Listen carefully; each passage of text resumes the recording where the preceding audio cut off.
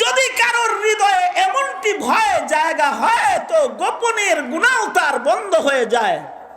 সে অন্ধকার ঘরেও গুনাহ করতে পারে না, মরুভূমিতেও গুনাহ করতে পারে না, একাকিত্বের গুনাহ তাকে গ্রাস করে না।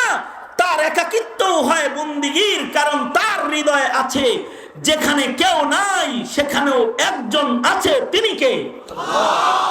যেখানে কারোর দৃষ্টি পড়ে না সেখানেও একজন দেখেন, তিনি কে? জোরে আওয়াজ করে বলেন। যে আওয়াজ কেউ শোনে না সে আওয়াজটাও একজন শুনেন, তিনি কে?